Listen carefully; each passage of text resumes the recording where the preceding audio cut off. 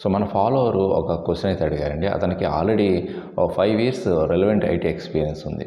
అతను అడిగిన క్వశ్చన్ విని చాలా ఇంట్రెస్టింగ్ అనిపించింది అండ్ మీతో షేర్ చేయాలనిపించింది. అదేంటంటే ఎందుకు ఐటీ ఇండస్ట్రీలో లేజీ పీపుల్ ఎక్కువగా సాఫ్ట్వేర్ ఇండస్ట్రీలో సర్వే అవుతుంటారు, ఎలాంటి సిచ్యువేషన్ వచ్చినా వాళ్ళని మాత్రం అప్పర్ మేనేజ్మెంట్ అనేది వాళ్ళని కంటిన్యూ చేపిస్తుంది, హార్డ్ వర్క్ ఎంప్లాయీస్ మాత్రం ఫైర్ చేస్తూ ఉంటాయి, ఏంటి రీజను, ఎందుకు లేజీ ఎంప్లాయీస్ని సాఫ్ట్వేర్ ఇండస్ట్రీస్ అప్పర్ మేనేజ్మెంట్ ఎందుకు ఇష్టపడుతుంది అనేది ఒక క్వశ్చన్ లాగా అడిగారండి.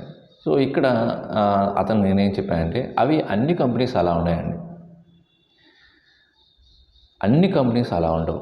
ఏదో కొంతమందికి అలా జరిగిందని కొన్ని చీప్ క్వాలిటీ కంపెనీస్ ఉంటాయి, అలాగా ట్రిక్స్ ప్లే చేస్తారు. అంటే లేజీ ఎంప్లాయీస్ అంటే వర్క్ చేయని వాళ్ళకి అలాగా ప్రమోషన్స్ ఇవ్వటము అండ్ వాళ్ళని ఎంకరేజ్ చేయటం అలా చేస్తాయేమో, కానీ మంచి టాప్ లెవెల్ కంపెనీస్ అలా చేయవని నా హోప్ అండి. మ్యాక్సిమం అయితే అలా చేయవు. అక్కడక్కడ ఒక 1 or 2% ఉంటారు. ప్రతి డిపార్ట్మెంట్లో 1 or 2% ఇలాంటి వాళ్ళు ఉంటారు. కొంచెం లేజీగా ఉండేవాళ్ళు, వర్క్ చేయకుండా జస్ట్ మేనేజ్ చేస్తూ వాళ్ళు టైం పాస్ చేస్తుండేవాళ్ళు ఉంటారు. వాళ్ళు ఏం చేస్తుంటారంటే వర్క్ మీద ఎక్కువగా కాన్సన్ట్రేట్ చేయకుండా అప్పర్ మేనేజ్మెంట్తో ఎక్కువగా మీటింగ్స్, వాళ్ళతో ఎక్కువగా మాట్లాడటం, వాళ్ళని బయట తీసుకెళ్ళి ఏదైనా పార్టీ ఇవ్వటం, ఇలాంటివి చేస్తూ వాళ్ళు వాళ్ళ యొక్క జాబ్ని సెక్యూర్లో ఉంచుకుంటారు. అవి ప్రతి కంపెనీలో 1 or 2% ఇలాంటి వాళ్ళు ఉంటారు, 100% ఉంటారు.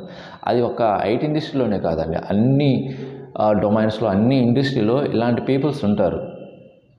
జస్ట్ మేనేజ్ చేసుకుంటూ ఉంటారు, వాళ్ళు జాబ్ సెక్యూరిటీ కూడా చూసుకుంటుంటారు. ఇంక కంపెనీ తీసేస్తుంటే జాబ్ పోతుందే కానీ మిగతా టైంలో హార్డ్ వర్క్ ఎంప్లాయీస్ అయినా సరే తీసేస్తారు, కానీ ఇలాంటి ఎంప్లాయీస్ని తీసేయరు. ఎందుకంటే వాళ్ళు రావటం ఫస్ట్ మీట్ అయ్యేది ఎవరంటే మేనేజర్ మీట్ అవుతుంటారు. వాళ్ళకి ఇంకా మీరే గొప్ప, మీరు జెన్యూన్, మీరు లేకపోతే ఈ కంపెనీ లేదు అన్నట్టు, మీకు కాంపిటీటర్ ఇంకెవరు లేనట్టు, ఓకే మీ బిజినెస్ సూపర్, మీ యొక్క బిజినెస్ ప్రాసెస్ చాలా ఎక్సలెంట్ అని ఇలాగ వాళ్ళని ఇంకా పైకి లేపిస్తూ ఉంటారు వాళ్ళ మాటలతో.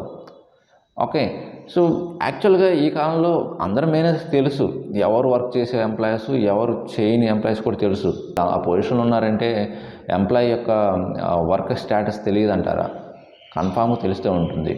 బట్ ఏంటంటే ఈ మేనేజ్ చేసేవాళ్ళు కొంత వాళ్ళని ఎప్పటికప్పుడు వాళ్ళని పొగుడుతూ ఉంటాం, ఓకే అలాగ మాటలతో చాలా ఫేవర్గా ఉన్నట్టు వాళ్ళతో ఉన్నట్టు అలా చేస్తారు. బట్ ఈ హార్డ్ వర్క్ చేసే ఎంప్లాయీస్ ఏంటంటే ఎంత క్లోజ్గా ఉండరు మేనేజ్మెంట్తో, వాళ్ళ పని వాళ్ళు చేసుకుంటారు, వాళ్ళ టాస్క్ వాళ్ళు కంప్లీట్ చేసుకుంటూ వెళ్తుంటారు.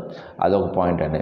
సెకండ్ ఏంటంటే ఎవరైతే వర్క్ ఇన్ టైంలో కంప్లీట్ చేసేవాళ్ళు ఏంటంటే వాళ్ళు ఎప్పుడు వీళ్ళకి కనిపించరు, ఈ మేనేజ్మెంట్కి కనిపించరు. ఎందుకంటే వాళ్ళు వాళ్ళకి ఏదైతే టాస్క్ ఇచ్చారో అది ఇన్ టైంలో కంప్లీట్ చేసి వాళ్ళు వెళ్ళిపోతుంటారు, ఇంటికి ఇన్ టైంలో వెళ్ళిపోతుంటారు, ఆఫీస్ని లీవ్ అవుతుంటారు.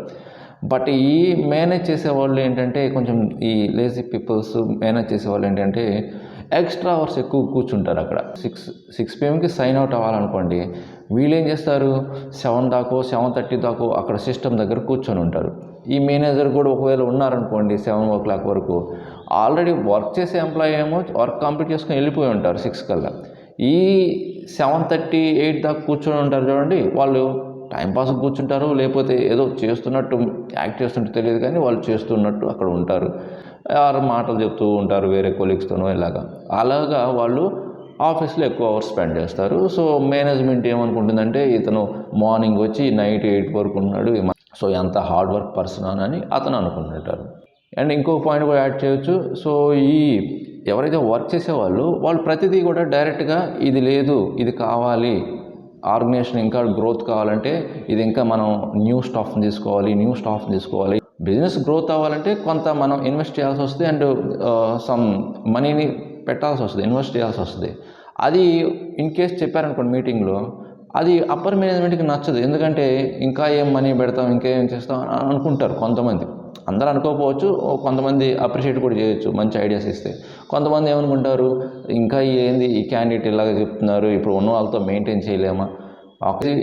బట్ ఈ లేజీ క్యాండిడేట్ ఆర్ ఈ మేనేజ్ చేసేవాళ్ళు ఏంటంటే అంత అవసరం లేదు, ఉన్నవాటితో మేనేజ్ చేయొచ్చాను. సో ఎప్పటికప్పుడు ఎలా చూపిస్తారంటే మేనేజ్మెంట్కి పెద్ద ఖర్చు కాకున్నట్టు ఈ మేనేజ్ చేసేవాళ్ళు చూపిస్తారు. ఇవన్నీ గ్రోత్ గురించి చెప్పకుండా ఏదో సమ్ మేనేజ్ చేస్తూ ఓకే అంత అవసరం లేదు ఉన్నోటితో మేనేజ్ చేయొచ్చు అన్నట్టు వాళ్ళు చెప్తారు. అంటే పెద్ద ఎక్స్పెన్సివ్ చూపించరు అప్పర్ మేనేజ్మెంట్కి. ఓకే. అండ్ ఇంకొక రీజన్ ఏంటంటే ఫోర్త్ రీజన్, ఇది చాలా ఇంపార్టెంట్ అండి. ఈ వర్క్ చేసే ఎంప్లాయీస్ ఏంటంటే ఎవ్రీ ఇయర్ అప్రైజల్స్ అడుగుతారు. ఓకే. శాలరీ పెంచమని అడుగుతుంటారు, అప్రైజల్స్ ఇవ్వమని అడుగుతారు. అదే వీళ్ళు అనుకోండి మేనేజ్ చేసేవాళ్ళు, ఆ ఉన్న దాంట్లో సర్దుకుపోతూ ఉంటారు. మీరు ఇచ్చిన హైక్స్ ఇచ్చినా ఇవ్వకపోయినా పర్లేదు, మాకైతే ఓకే, అంతా ఓకే అన్నట్టు వాళ్ళు ఉంటారనమాట. అలాంటి వాళ్ళు ఎనీ ఆర్గనైజేషన్కి నచ్చుతుంటారు.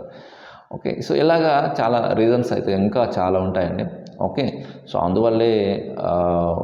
అందువల్లే మ్యాక్సిమం ఇలాంటి మేనేజ్ చేసే వాళ్ళకి, లేజీ పీపుల్స్కి, వర్క్ చేయకుండా మేనేజ్ చేసే వాళ్ళందరికీ కొంత సర్వైవ్ అవుతూ వెళ్తూ ఉంటారు. బట్ అందరూ అలా ఉంటే మాత్రం కంపెనీ నిలబడదు కదండి. మరి ఎవరు వర్క్ చేస్తారు? అలాంటి వాళ్ళు 10% ఆర్ 20% ప్రతి కంపెనీలో ఉంటారు. సో బట్ హార్డ్ వర్క్ పీపుల్కి ఎప్పటికీ రికగ్నిషన్ కంపెనీలో ఉంటుంది. ఓకే. ఒక కంపెనీ కాకపోతే ఆ 1 year 2 years చేయండి, ఇంకో కంపెనీ అయినా మీకు రికగ్నిషన్ అయితే వస్తుంది. ఓకే. మీరు హోప్స్ మాత్రం మీరు లాస్ చేసుకోవద్దు. మీరు వర్క్ మీద ఫోకస్ చేసుకోండి అండ్ మంచి ప్యాకేజ్ తెచ్చుకోండి. ఓకే. సో మీకు ఇన్ఫర్మేషన్ నచ్చితే మర్చిపోకుండా లైక్ చేయండి అండ్ మీ ఫ్రెండ్స్ అందరూ కూడా షేర్ చేయండి. ఇంకొక మంచి యూస్ఫుల్ కంటెంట్తో మళ్ళీ కలుద్దాం. అప్పటి వరకు థ్యాంక్ యూ వెరీ మచ్.